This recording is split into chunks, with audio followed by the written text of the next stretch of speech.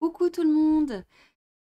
Aujourd'hui, une petite vidéo sur une histoire qui est finalement pas connue de tous et, et une protection qui n'est pas des moindres, donc on va pas s'en priver. C'est l'histoire de la médaille miraculeuse. Donc, que je peux vous montrer. Hop là! Voilà, ici qui a une histoire toute particulière. Donc, la médaille miraculeuse est née grâce à Catherine Labouré. Qui a eu des visions de la Sainte Vierge dans des temps très très très sombres. Donc ces scènes se sont passées et ces visions se sont passées à la chapelle miraculeuse rue du Bac à Paris, que je vous conseille vivement d'aller visiter.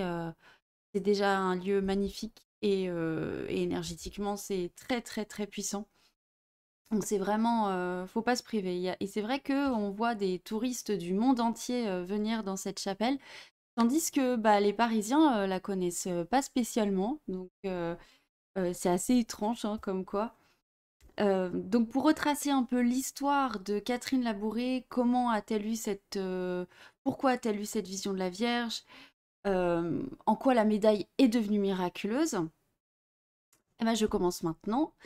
Donc, déjà pour situer, Catherine Labouré a une enfance extrêmement modeste, et difficile.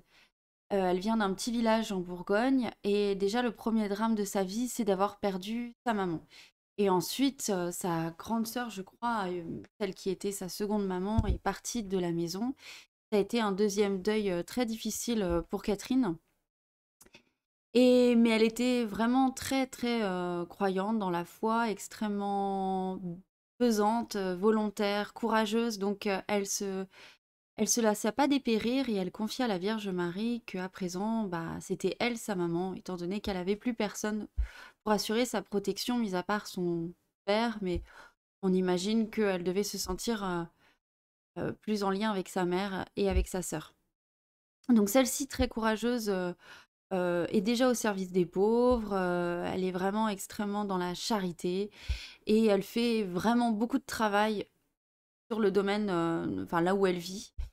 Elle fait pratiquement tout dans la maison et s'occupe même de son frère handicapé. Elle est très désireuse de rentrer dans les ordres et elle veut particulièrement les filles de la charité. Excusez-moi pour les termes, mais je crois que c'est Confession Saint-Vincent de Paul. Je sais plus les termes. Confession. Enfin bref, club, je sais plus.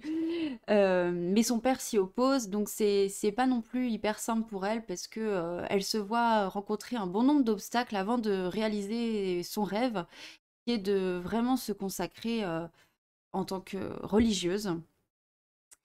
Et il lui arrive déjà un épisode assez mystique dans son enfance ou son adolescence, je sais plus. Elle voit un homme qui vient lui parler en songe et celui-ci lui dit que c'est très bien ce qu'elle fait pour les pauvres et pour les autres et que Dieu a un destin tout tracé pour elle et qu'elle sera bientôt appelée.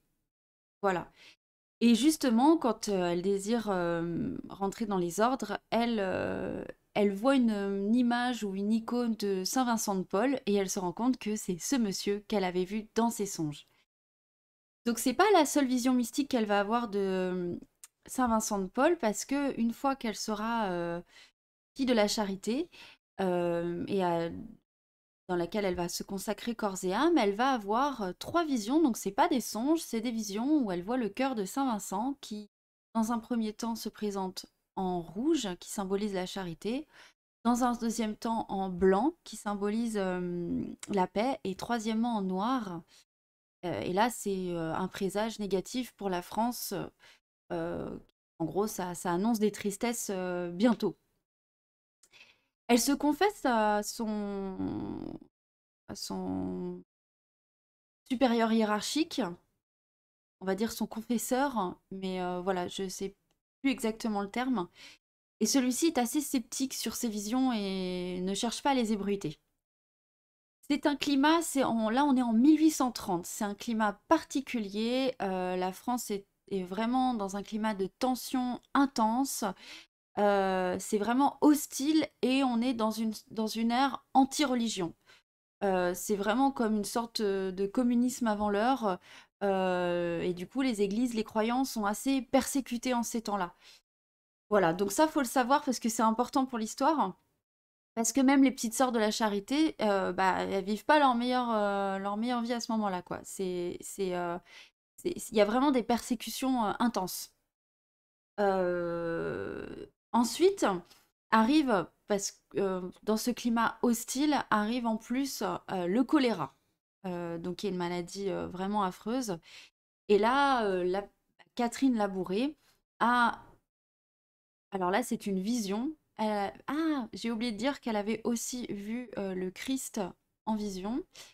Mais elle n'a pas évoqué qu'il lui ait parlé ou qu'il ait dit quoi que ce soit. Elle avait juste des... Enfin, elle avait juste... Elle avait des extases mystiques, en fait, notamment pendant que le prêtre donnait l'hostie.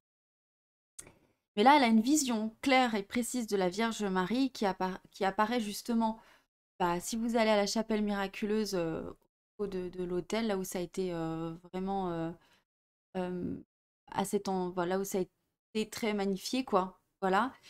Et la Vierge Marie lui dit qu'il faut absolument qu'elle fasse taper, donc forger une médaille qui, quand elle sera portée avec foi, sera source de miracles. Donc elle lui décrit bien sûr la médaille, etc. Puis elle a la médaille en vision. Et donc cette médaille, voilà, qui est ici. Donc on a la Vierge Marie dessus, qui a les pieds sur le serpent. Voilà. Euh, on aperçoit que en fait, il y a la terre, le serpent au-dessus, la Vierge Marie qui écrase le serpent et qui du coup est au-dessus et surplombe la planète Terre et qui envoie des rayons lumineux mais de couleurs. Vous allez voir, il y a deux couleurs à ces rayons-là, enfin deux forces d'intensité dans les rayons qu'elle envoie de ses mains qui arrivent sur la Terre. Et de l'autre côté, vous avez la croix avec le M. En gros, Marie soutient la croix de Jésus. Oh, excusez-moi, c'est pas... Ouh, je vois pas trop ce que vous voyez. Bon, bah, de toute façon, au pire, vous tapez médaille miraculeuse sur Internet, puis vous voyez bien l'image. Et il y a deux cœurs en dessous, avec bah, le cœur de Jésus, le cœur de Marie qui est transpercé par le glaive. Ça, c'est dans tous les écrits, en fait. Le fait de voir son fils agoniser, etc., on lui avait prédit à Marie, avant que tout ça se passe, que son âme serait transpercée d'épée de douleur, d'un glaive de douleur, je ne sais plus les termes exacts, mais d'une douleur extrêmement intense. Et le cœur de Jésus, lui, il a des épines, en fait. Euh, et il y a les 12 étoiles également. Et autour, vous avez aussi une inscription.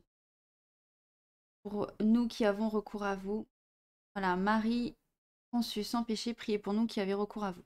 Voilà. Donc ça, c'était pour décrire un petit peu la médaille. Donc Catherine en fait part à son confesseur, qui là encore est sceptique, mais finalement, il y a eu un concours de circonstances qui fait que le secret n'a pas pu rester entre elle et son confesseur, et c'est finalement l'évêque qui lui a dit si, si, si, si, on va faire ce qu'elle nous dit.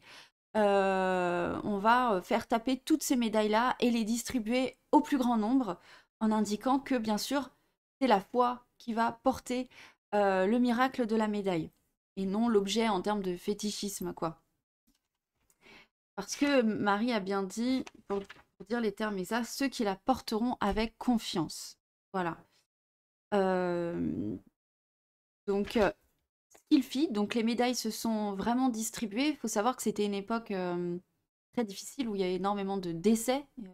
Pour le coup, on est vraiment dans une vraie, enfin, les corps jonchaient les sols, quoi, hein. On était vraie catastrophe. Donc tout le monde s'est jeté sur la médaille. Et là est arrivé des guérisons absolument miraculeuses pour le coup, des gens qui avaient déjà le choléra et qui guérissaient en fait miraculeusement. Et bien sûr, enfin, c'est à grande échelle, hein, le chiffre est énorme. Et en fait, le choléra s'est arrêté, du coup, je crois, en quelques mois, 3-4 mois, et elle a été distribuée des milliers de fois, cette médaille. Donc, elle a eu un impact énorme sur Paris à l'époque, et ça serait pas peu dire que de dire que ça a sauvé Paris du choléra. Donc cette médaille du coup et cet endroit où il y a eu parce que évidemment il y a eu tellement de miracles et pas seulement les miracles dus à la guérison du choléra et à l'arrêt de cette maladie ça a été aussi voilà il y a eu énormément de miracles recensés suite avec cette médaille là et donc pour finir, à l'époque, enfin, il faut savoir que le curé d'Ars vivait à cette même époque, pas au même endroit, et que celui-ci a été très enchanté de savoir, d'apprendre l'existence de cette médaille, et il s'est même fait, voilà, il s'en est procuré une, bien évidemment, et pas que. Il faut savoir que le curé d'Ars, c'est un saint qui a fait lui-même bon nombre de miracles qui s'apparentent vraiment Padre Pio. Voilà, ils font tous à peu près la même chose, bilocation, guérison miraculeuse. Enfin voilà, il y a... Je vous invite, du coup, le curé d'Ars, ça serait sûrement une autre vidéo, mais pour dire que lui-même a vraiment adhéré à cette bénédiction. Et puis bah, pour ceux qui connaissent Sainte Thérèse et Sainte Bernadette, celle qui a été aussi témoin des visions de la Vierge à Lourdes, elles portaient toutes deux des médailles de la médaille miraculeuse de la Vierge Marie. Voilà, donc on se prive pas de petits miracles, hein, en ces temps un peu parfois hostiles aussi. Donc j'espère que cette histoire vous aura plu. Je sais que bon nombre connaissent la médaille miraculeuse, mais c'est vrai que le fait de connaître son histoire encore plus précisément, bah, ça permet de renforcer sa foi. Et renforcer sa foi, bah, c'est toujours ce qui peut permettre justement l'élévation pour tous, l'élévation spirituelle. Donc voilà, j'espère que cette vidéo vous aura plu. Je vous souhaite de très très belles fêtes de fin d'année. Je vous fais des gros bisous et puis à bientôt.